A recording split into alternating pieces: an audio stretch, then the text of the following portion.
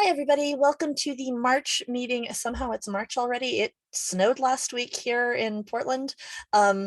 March meeting of the Scarlet Quill Society. You know the drill, like, subscribe, social media things. Now that I have gotten my obligation out of the way, I get to talk about something that's a lot more exciting, which is that this month we have a guest that I'm really excited to talk to. She has written a whole bunch of things, including the one that I've got right here, which is volume 2, because I couldn't find volume 1, which I think is on my nightstand still with volume 3.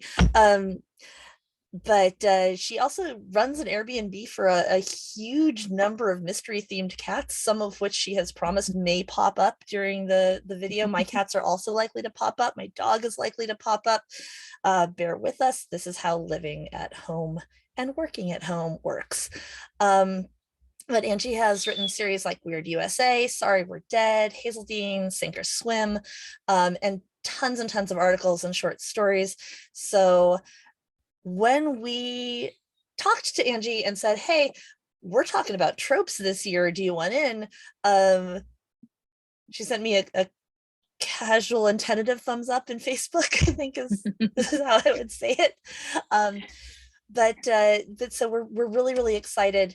But before we get into talking, I do want to start with our land acknowledgement, because as odd as it is to do a land acknowledgement when you're like, oh, we're on the internet, but we're not really on the internet. I'm sitting in a room, and as recognition of our status as occupiers of a land that is rich in resources, and the land that I'm on is particularly rich in resources, and so it is the traditional land of many peoples: the Multnomah, the Wasco, the Cowlitz, Cathlamet, Clackamas, the bands of Chinook, the Tualatin, Kalapuya, and the Molalla. And we acknowledge that we have a duty of stewardship to this land. And as part of that duty, donates to the Naya Family Center. And Naya provides culturally specific programs and services that guide people in the direction of personal success and balance through cultural empowerment. And Angie, I don't know, you had a land acknowledgement as well, I believe. Yes, I would like to just acknowledge that I live on unceded territory of the Illinois, the Miami, and particularly the Kickapoo tribe. I'm currently in Bloomington, Illinois, so I just wanted to acknowledge that that is land that was not ceded, and I am doing everything that I can to be a good steward. Okay, so let's jump in and talk about tropes. We all have them. Oh yeah. So one of the things that I talk about with tropes is that they're like Legos, right? They're building blocks of storytelling, and you can either use them to build something awesome, or you can step on them in the dark and really hurt yourself. So as we go through today, let's just both make sure that we flag the points where there can be pain points in the tropes that we're talking about. Certainly in alignment, I'm going to run out of words real fast here. It's a good thing you're here. In alignment with mission, motto, statement, credo. Thank you. Respecting the dignity and diversity of your audience when you write, and when you speak. Not that I can speak. So this month at the Scarlet Quill Society, we're discussing tropes that deal with relationships between characters, and the way that not just building a story, but building characters that have real connections and real tensions, and some of those tropes. And certainly reading your books, I see a lot of found family. So tell us why that's your kryptonite trope. Found family for me, it's so cathartic, and it's often so healing. It's not always necessarily wholesome, but there is a lot of wholesome found families out there that it's a very positive trope usually. I mean, there have been found families where characters, bring out the worst in each other, but for the most part, found family is just a very supportive, like building a community. And for a lot of us that maybe feel a lack of community or weren't born into families that really nurtured and supported and encouraged, or if you're queer, maybe you lost your family. If you're neurodivergent, maybe you're having trouble finding people that understand you. So it's a very intersectional trope for me, and it's a trope that it's very hopeful at its heart, because it's about, maybe you didn't have something, you were lacking something, but you can always build it, you can find it. There is hope that you will find that love and support that you were missing. So it's one of those tropes that I just feel is so often done so well across all kinds of media, whether you're talking about books or movies or comic books or TV shows. Like, it's such a great evergreen trope that I just think will never Right. die. Because you see, like, what's the big meme right now is just Pedro Pascal adopting kids. Yeah. Just like Infinity Just Stones, all the collecting kids. orphans. Yeah. He's the new Batman, but like in a kinder, gentler way. Yeah. um, so what distinguishes found family for you from like the friend group? Like, are the Avengers found family or are they a team? I mean, it depends on what incarnation of the Avengers you're talking about, because like in a lot of the comics, they are a family. But if you're talking about like the MCU, they feel more like work acquaintances. I know him from I work, feel as like Thor that's the says. other way for me. Yeah. I Yeah. think that the comics are more, oh, they're a team, they're acquaintances. Because in the comics, they have these very developed other lives. And then you look at MCU and you've got Tony Stark parenting the heck out of Peter Parker and That's true. Yeah, that's a good point. hot Aunt May. Aunt May, who's actually age appropriate, like if she was his aunt and not his great aunt, like, but yeah, I mean, there's definitely some like different perspectives and takes on it, and it depends, of course, too, on which Which writer writer, of the comic. Yeah. yeah, Some and writers which era, definitely do the and whole are we family. golden age, are we talking silver age where they are Yeah, definitely like teammates because everybody wants to explore this like my family is horrible thing. yeah, That was yeah. such a It's silver kind of age pairing theme. with the whole "my wife is a ball and chain" joke sort of thing. Yeah, Yeah. yeah, like, oh, your family doesn't let you be a superhero, how dare they. Holding you back. Yeah, But yeah, I mean, there is definitely something to be said that there's a difference between like teams, work friends slash family. I think for found family, it really has to be like, is there that kind of like ride or die aspect to it? Like, would you have this person's back no matter what? Like, if how high the stakes are. If it's someone that you're like, well, we talk at work. I bring them pastries sometimes, but yeah, like I wouldn't necessarily jump on a grenade for them. That would definitely be more of like a work friend situation. But found family, I feel like there's a lot more sincerity and like genuine connection there. So you could have a found family that's work, based, yeah, but they have that connection. But yeah, it definitely yeah, not to depends go on into how like it's the handled. not to go into the deep cuts, but I feel like Alpha Flight is the Marvel found family Oh yeah, I as could see opposed to that, absolutely. right. And I think that that's another thing, like you were talking about earlier, where they are all people who have lost their family of origin in a way that the Avengers haven't, in a way that the Avengers aren't. Yeah. Like Scott is out, building relationships. We've got all kinds of like, oh, you're Ant-Man, you've got this whole family and life. And I think that in Alpha Flight, we already have people who are very displaced, which is why Wolverine was such a natural fit there when Oh he was yeah. guesting. Anytime you add Wolverine to the mix, there's inevitably going to be some parental figure big brothering. He just collects, people like Batman basically with his Bat Yeah. family. So Pedro Pascal for Wolverine 2024. oh, absolutely. I'm 100% behind that. Right. So speaking of the tension between family and found family, um, I think I warned you this was coming. I want to talk about Encanto. Absolutely. Because Encanto has both these my family of origin and I feel obligated to be ride or die for my family of origin, but also they treat me like shit. but I'm creating also a found family out of my family of origin. Like when we start in Encanto, spoilers guys, but the movie's old. Mirabel has, like, her parents are great. There's nothing Mhm. toxic about her relationship with her parents. Um, Yeah. but their relationship with the rest of the family is so fraught, and she can't talk to Isabella, she can't talk to Luisa, she can't talk to, and the none of the people that anyone in that movie are trying to be for the sake of their family of origin can make a family. Hmm. So what what's your take on that? Like, do you think that she then makes this found family out of her actual family, or is that just like we're recycling the birth family?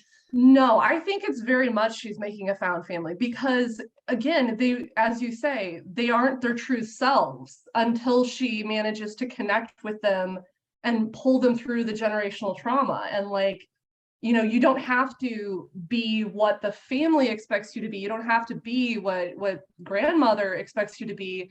You can be true to yourself. You can set boundaries. You can express yourself the way that you want to. And when she does that, when she brings out their true selves, that's when they can actually make connections with each other beyond just what their gifts and their magic is. And I feel like doing that, And then I they're cry. also. And then I just cry for no reason whatsoever, and Oh then the yeah, town shows no. up, and yeah. Yeah, I love that, like, the kids movies that we grew up with, it was like there's a monster and there's black magic, and now kids movies are generational trauma, and it's like, dang, I connect with that a lot more. Like the stakes are a lot higher. So yeah, I really feel like by the end of the movie, because everyone is being who they really are, and they've never been that person before. So it's like they're really a new person. And even though they do have those blood ties, they have to create new relationships and new dynamics that they've never had before. So I feel like that's very in keeping with found family. It's like being true to yourself and to each other at the same time. Right, so that's one of the things that found family really lets you explore, right, is that Absolutely. the capacity to love and be loved as who you are Yes, yes. And I feel at like your that's why, healthiest self. yes, and that's why I feel like it resonates so much with queer and neurodivergent people, because it's like if you had been yourself, your true self before, maybe you were rejected. Maybe your own birth family, maybe they didn't accept you for who you were. But then you find this family, you can be your true authentic self, and they truly love you for who you are, as a family should. And I feel like that also kind of ties in with monster fucking too, because it's like you can show all of your warts, all of your spines, all of your scales, and you're still Right. loved for who you are. You don't have to change or tone yourself down or anything to be loved for who you are. I think it's also something that resonates with, oh my goodness, dog, you're fine, the cat exists. Sorry, everybody. It resonates with people's living in diaspora as well. Is like, who do I have something in common with? Mhm. The Building a new home Yeah, sort of thing. am I displaced from my, roots, or am I this sort of new thing, and who do I have things in common with, who can understand and relate to that experience? What ways have we been shaped in common by being neither fish nor fowl, Mhm. really? But also being a thing. Like, I don't want to in any way say that being in diaspora makes you less valid or less who you are or less a member of a culture. Like, those cultures are cultures. It's Yeah, you not, carry them with you. yeah. Well, and being, like, being black in America, right, is not the same thing as being black somewhere else. Mhm. It is a separate culture, Mhm. and that is something that shapes people, and it's something that's an experience that they bring to the table, without which they can't be their authentic selves, that they're trying to get slotted into. Oh, well, back home we would have X if it's a first generation immigrant story, or sorry, there's cats in my basket here. Sorry. Um, Gremlin is having a first cat cameo. Um, but it is, that sense of displacement is also something that can lend itself to somebody being ripe for a found family story. And you write a lot of found family stories. Yeah, I But feel like that's pretty much at the heart of all of my stories. what makes a character a good fit for that? What makes, like, do you start with, oh, I want to write about found family, or do you just say, like, hey, I am attracted to the idea of this character, and then you want to protect them and love them and nurture them, and so you give them a family? Yeah, it's a little bit of both. There are times when I start with a character or a group of characters, like they pop into my head, or I have certain character tropes that I want to explore in my next Mhm. story, or I have a setting and I'm like, okay, what kind of characters would fit best in this setting? And then from there, I often start with characters that are very alienated or lonely or kind of searching for something. One of Um, our past guests has used the phrase alienized rather than alienated to describe that, and I think it's yeah, really accurate. that is a really good distinction to make, because yeah, none of their fault. It's not an action that they took. It's something that was kind of, put upon them. Yeah. Um, but I like to write about characters that are searching for something, and so often that is tied into like the destination, and what they find is tied into the community that they find with other people. And it's kind of like how, no man is an island. You're not completely independent. You live in a society. You have to have others to kind of help you be who you really are. No one lives in a vacuum.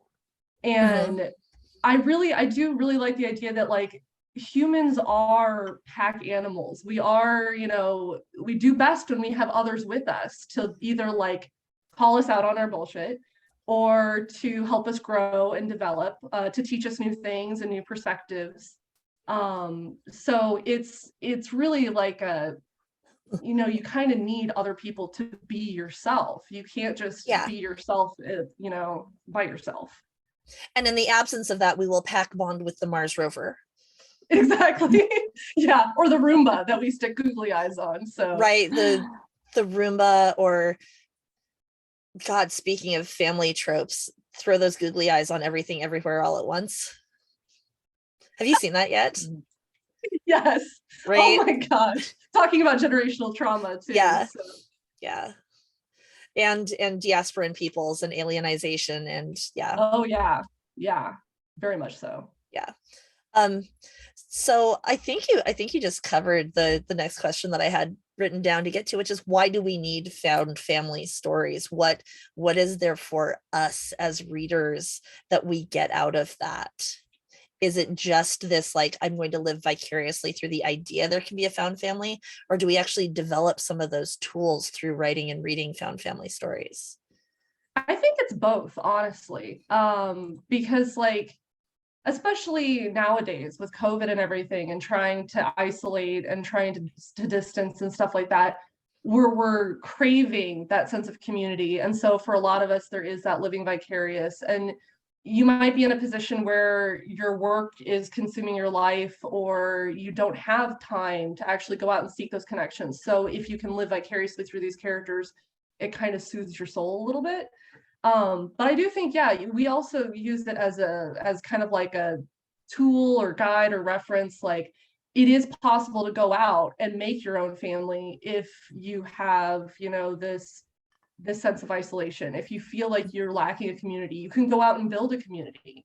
And there's so many different ways that you can build a community too, which I also love about found families, is that it's not just you're the destined orphan and you get pulled into a prophecy, and then the people gravitate towards you because of that prophecy, and then you make a family that way. It's not always that. Sometimes Right? it's you guys There's have a no common supporting goal. characters. Exactly. Yeah. And it's like a common goal. Like, maybe you want to help your community. So you go out, you seek the community, you seek the areas that need help, that need volunteer work or need organization.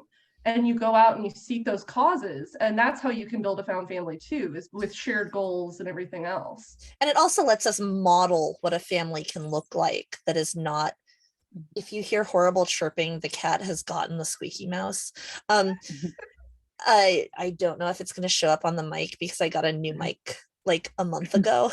So who knows? Anyway, but model like a family doesn't have to look like this sort of I don't want to call it super toxic because I know it does work for people, but I think on many levels it can be toxic for people. This nuclear family, this two parents, two kids, no White picket relatives near fence. you, white Yeah. picket fence, nobody's supporting you, you pay a babysitter instead of having like reciprocal, I'm going to send my kids over to the neighbors to play, or come home when the street lights come on.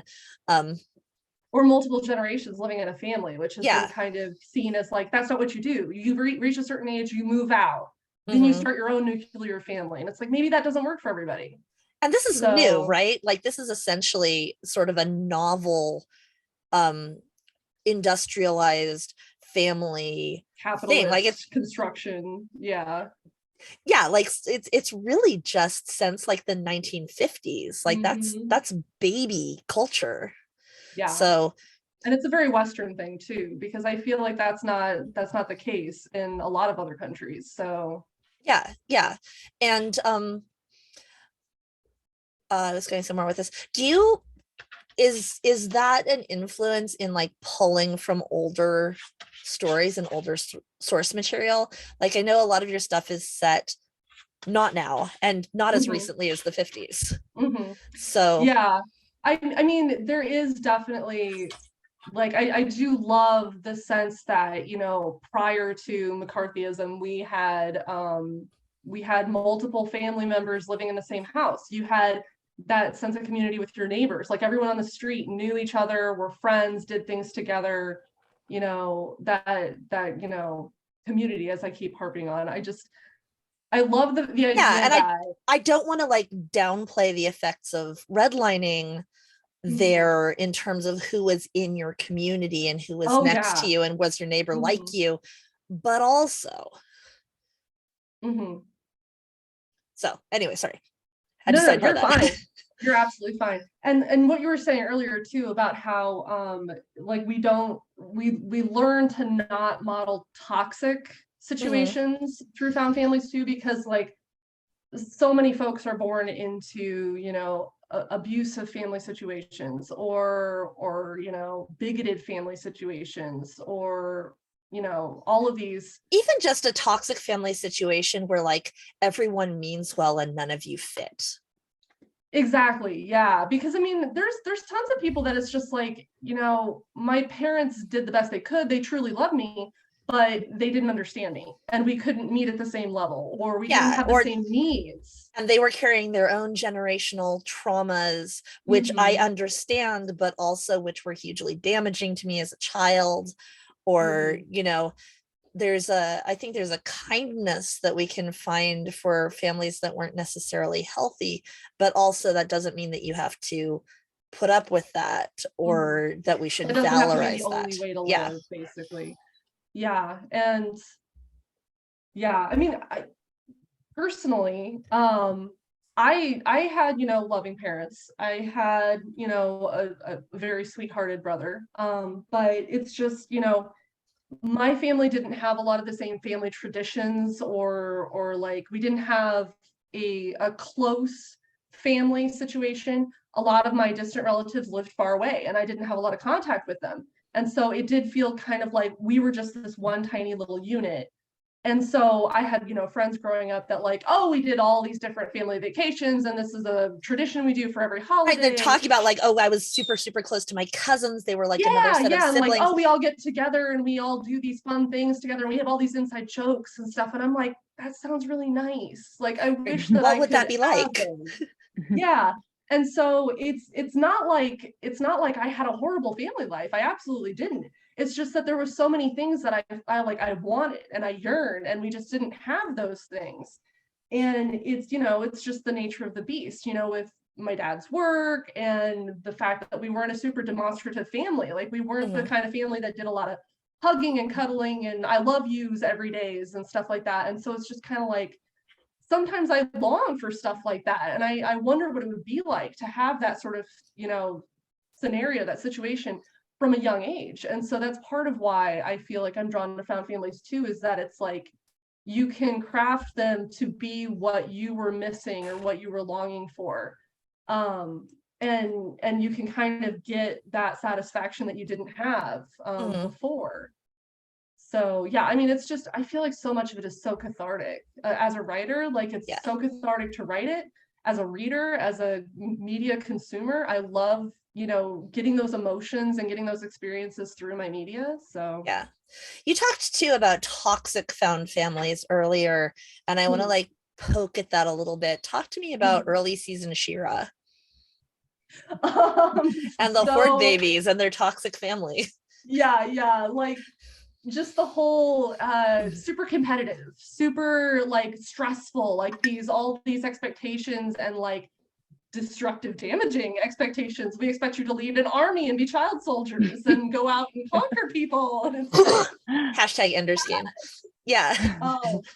And like the whole thing too with like you don't really have sincere expressions of affection. It's more just like teasing and bullying and all of that, because it's like, you know, if you could have been more sincere and soft with each other, like Rogelio and Lonnie and Kyle and poor Kyle. I feel so bad for him. He gets like, yes, he's a little bit, you know, clumsy and he fails a lot, but maybe if you guys encouraged him rather than making him the butt of all of your jokes and the reason why it always fails, like maybe he would be set you and all of us up to fail. So here's a question. Is magical wizard school the ultimate expression of the toxic found family trope?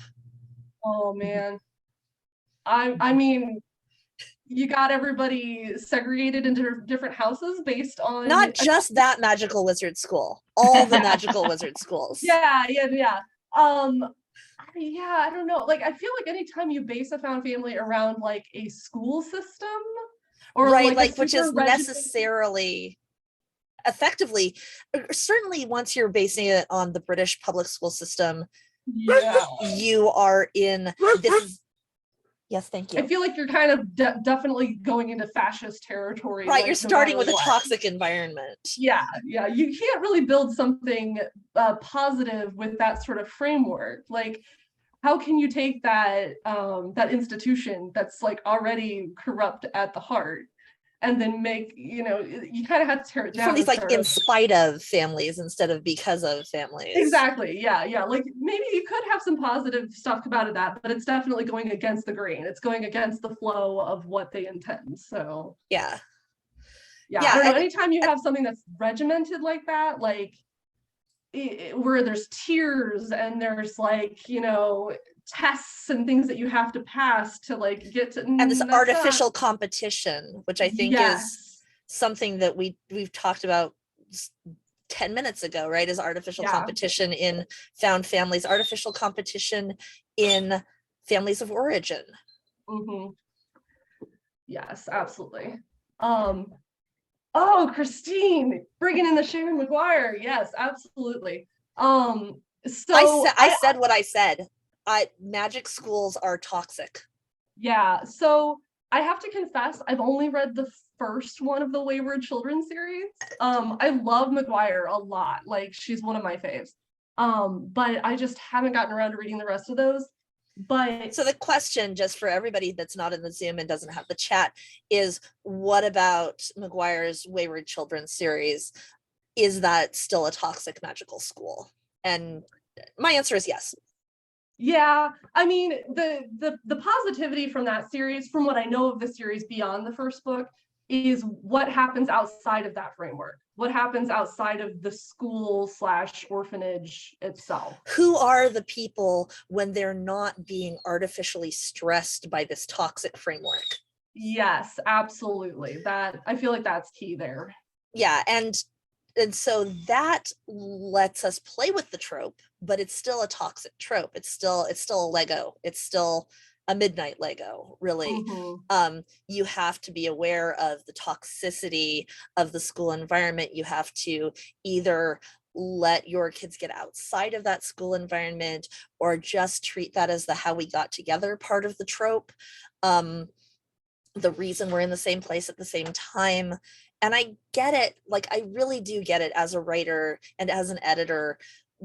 Magical school is a very easy reason for people to be in the same place at the same time who are going to Mhm. have big personalities and big personality conflicts. So you have a very, very ready set of protagonists and antagonists. But I think we can do better. I agree completely.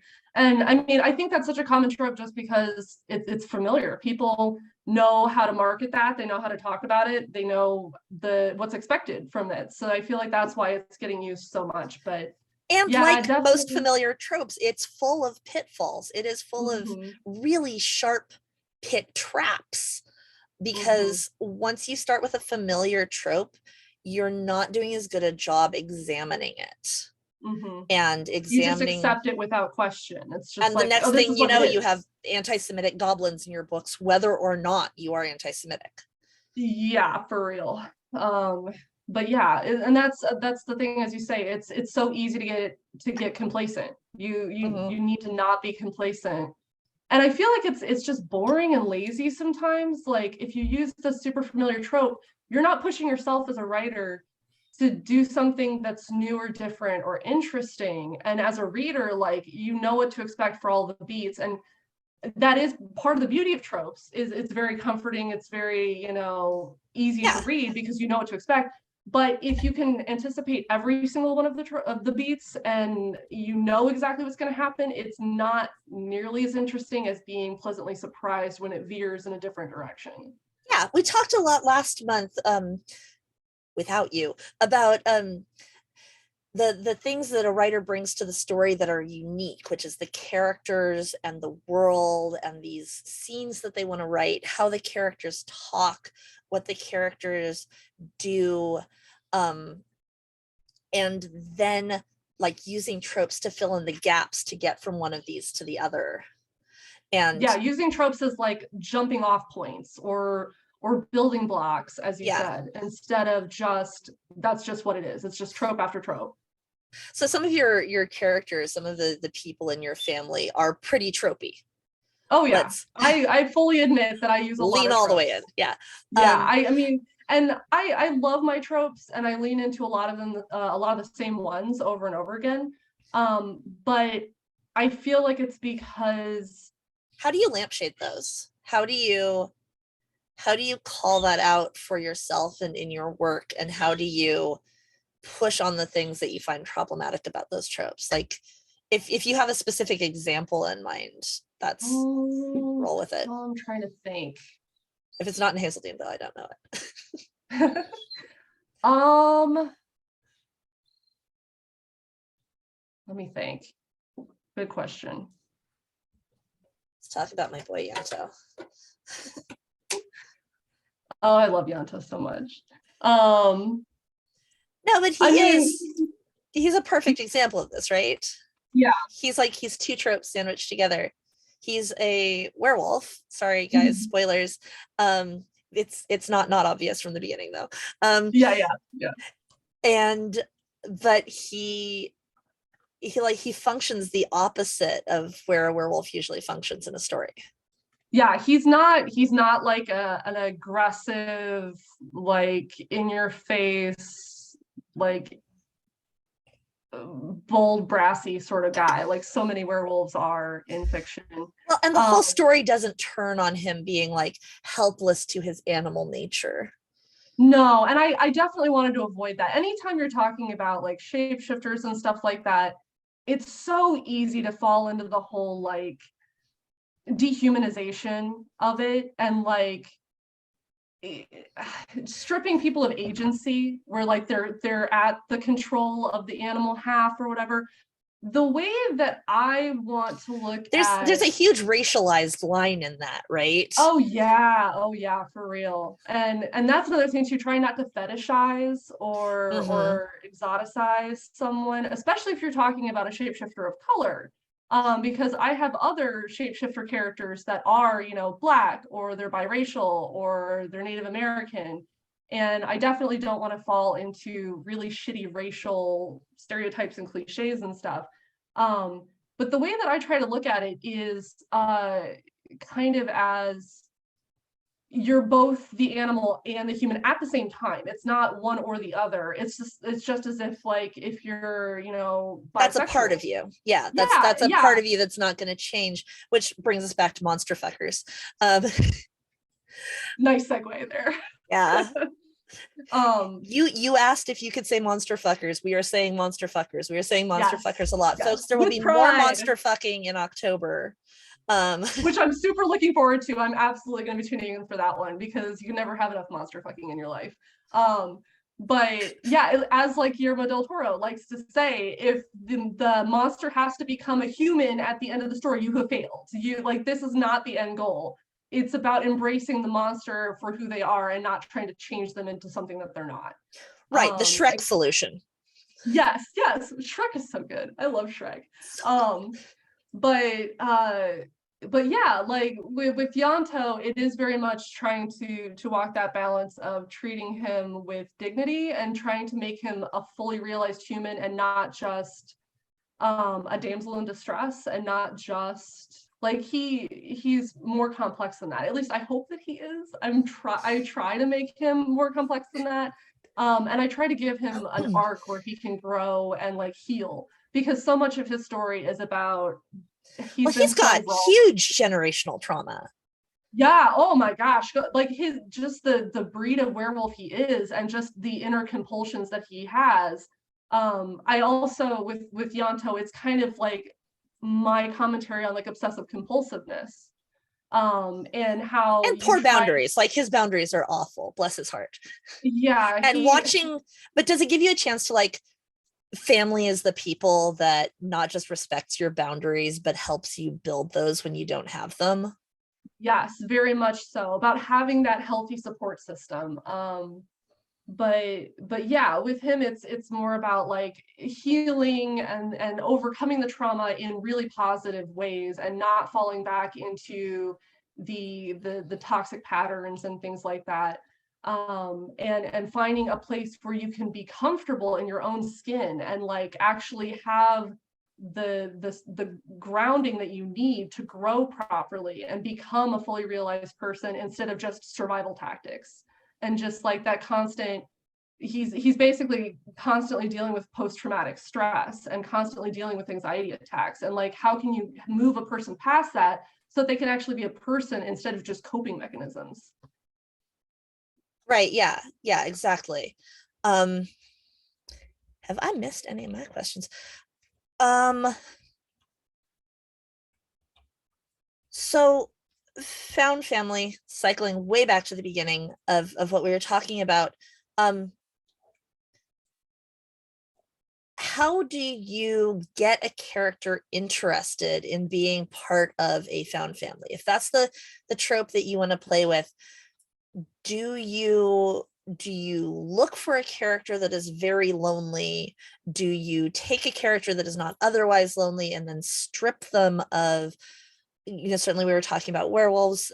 There is a werewolf that has been stripped of their pack. Is that loneliness, is that inherent loneliness necessarily a part of what brings characters together in a found family? Or could a character be part of found family that isn't inherently lonely, that maybe, like, are we necessarily filling a need, or does someone who is not necessarily lonely have enough of themselves to share? Like, is there...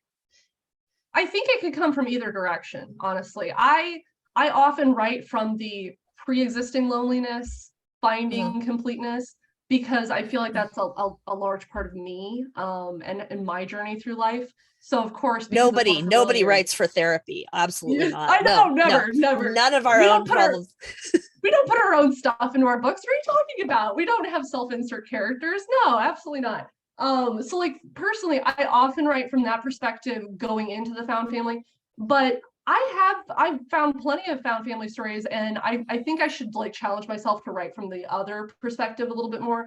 But the person who is a more complete person, who is more, you know, comfortable, confident, and you know, isn't seeking a family, who is kind of like comes to it or is drawn to it because they can be the person that helps guide the others, someone who can kind of be the like the core or like a mentor figure to the others in the group, uh, having someone that's a little bit more confident and like comfortable in their own skin, who builds the found family or comes to it and like helps others and finds the what they're looking for in helping others, because they know how to help someone be less lonely. Right. But yeah, so I feel like you can come from either direction with that. So is having a strong family of origin or having a strong existing family, is that incompatible with having found family?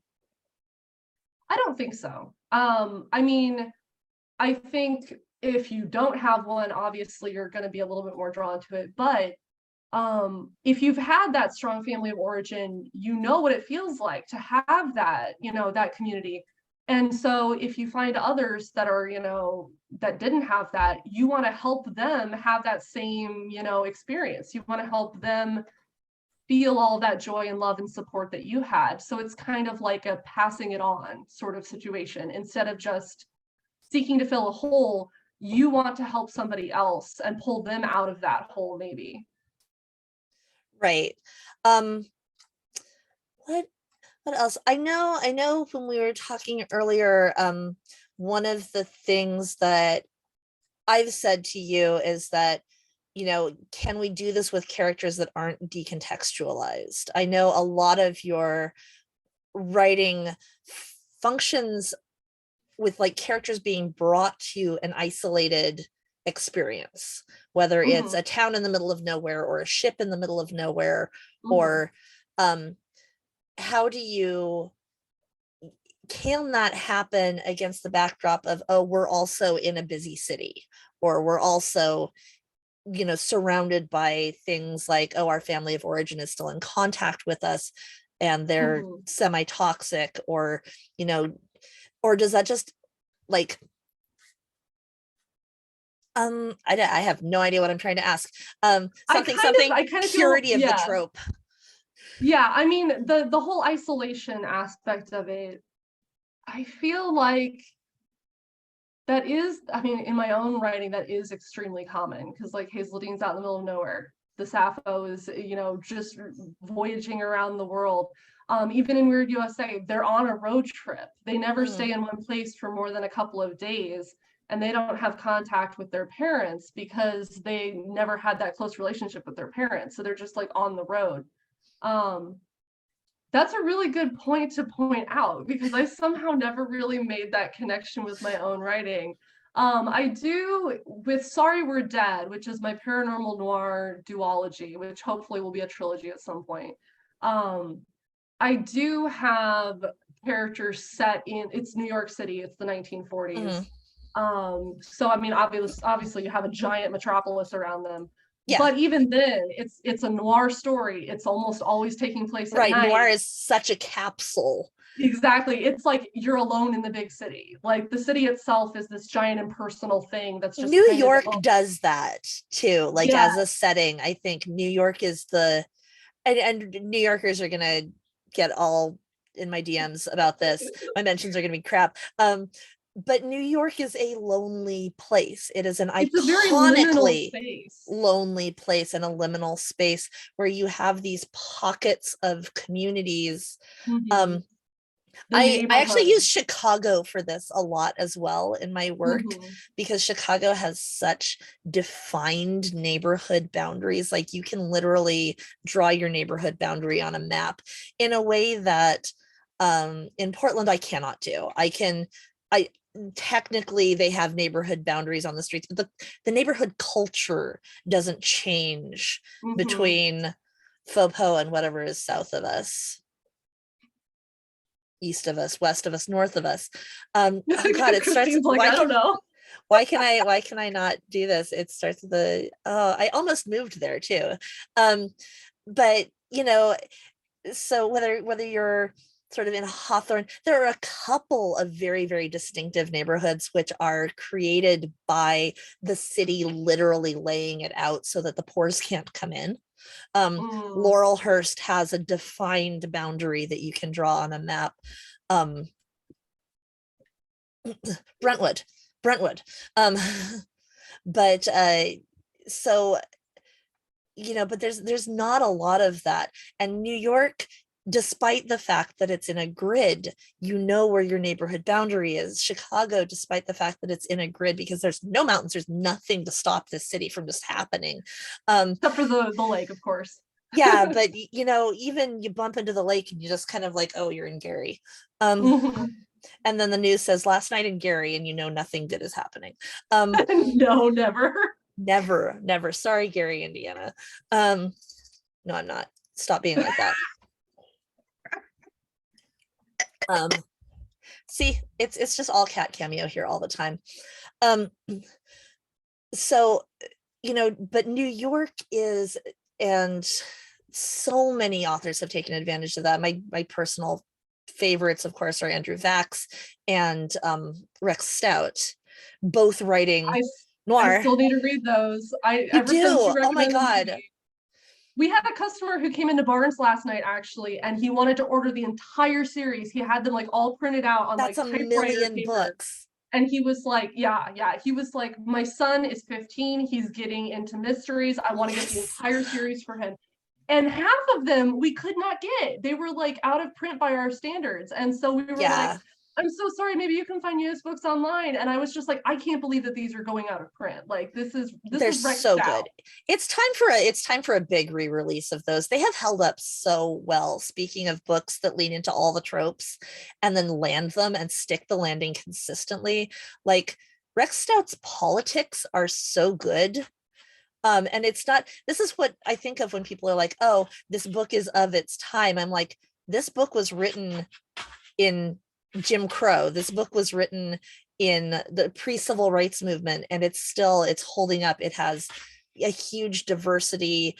It doesn't necessarily have gender diversity, but you can spot it between the lines.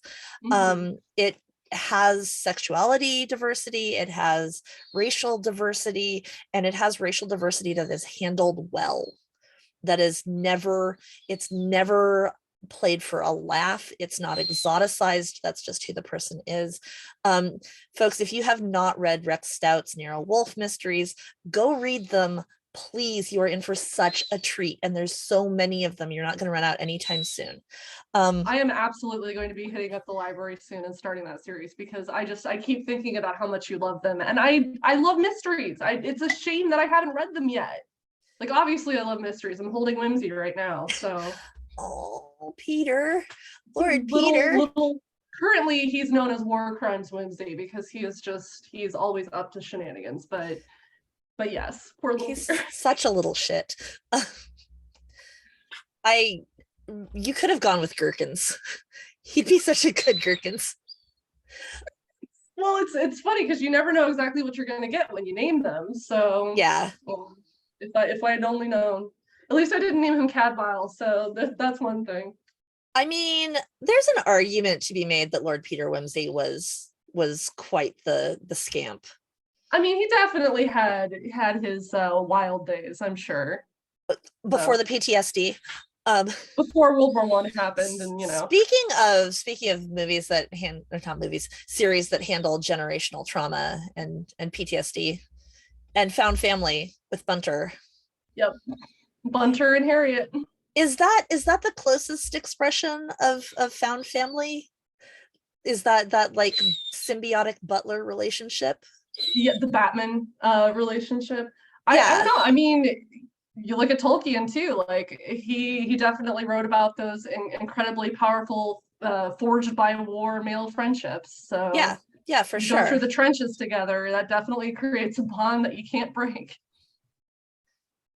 I don't know if I'm ready to accept that Gimli and Legolas are just brothers, is all I'm saying. Absolutely not. Um, Oh man. My former roommate has finally started reading Lord of the Rings. He's never actually read the books. He read The Hobbit, you know, when he was a kid, but he never yeah, got around to the books. And he loves the movies and he's like, I need to actually read the books. And he's like, I don't know, halfway through Two Towers right now. And he's just like, there's a lot of subtext that's clearly quickly becoming text in a lot of this. And I was yeah, just like, yeah. yeah, I was like, and then yeah, read all the appendices, and then you'll see even more subtext becoming text. yeah. So we've got about 5 minutes left. Did I not get to anything that you wanted to say about Found Family? Um, I think we hit on Tropes, most of it. Yeah. people being a I hot what mess. one thing that I also really love too about Found Family is that it's so very accepting and forgiving of non-monogamous relationships. Like Hmm. you can a family can absolutely be a polyamorous triad or quartet or quintet or whatever. And I love that. I love that it's like not a nuclear family scenario. It's not a monogamous only situation. Like found family can be platonic, it can be sibling relationships, it can be, you know, mentor mentee, it can be romantic, it can be all the things. And I love that versatility of it, that you can really put just about anything, any dynamic that you want in it. Yeah, yeah, it's certainly something that I love playing with, is that, you start to set up this really really toxic trope, like you've got, the vampire love triangle, and somebody just says, well, what if and you all really like each other? Why does this trope have to become one person can only want like one person? Or Either or, yeah. yeah, And I also love too that, like, you know, as but you can with do it with real, siblings, right? Is the choose between us, or the artificial competition, the lack of artificial who competition. do you love most, that sort of thing. Yeah. And like I also love too that it allows you to have different expressions of love between different people. Like maybe you are, just to kind of play back to Hazeldean, you could have a polyamorous triad that maybe there's different expressions of love within the triad. Like maybe it's not all just, you know, everybody having sex with each other. Maybe it's different kinds of expression. um I love that there's no real set rules for it. It's not like a strict dogmatic, this is the framework and this is what it has to be. No, you can do whatever you want with it. It can be absolutely free and accepting and forgiving and loving and supportive. Mm-hmm. So I just love that And freedom with it. whatever that looks like to each character too. So it gives us as writers a chance to model different people finding different things supportive, and people not Mm-hmm. necessarily impressing their sense of what they would find supportive on someone else. Exactly. It's like the different expressions of, you know, what you need, your different needs. This dynamic within the found family can be platonic. This one can be romantic. This one can be, you know, a mixture of it. This depending on the day and how someone feels. Like, Mm-hmm. yeah, it allows for so many different kinds of dynamics, and it's just so beautiful. I love it so much. I do too. Big hearts for Found Family. Angie, thank you so much. Give Christine the link to where to find and buy your books, so that people who got excited about my boy, and your polyamorous triad and everything else, can find them and acquire them with their grabby little hands. Yes, And please. we'll put that down in the description box, folks. And we will see you next month. Thank you so much, Rowan and Christine. This was delightful. I had so much fun. Yay! I'm going to stop recording, I promise. Okay.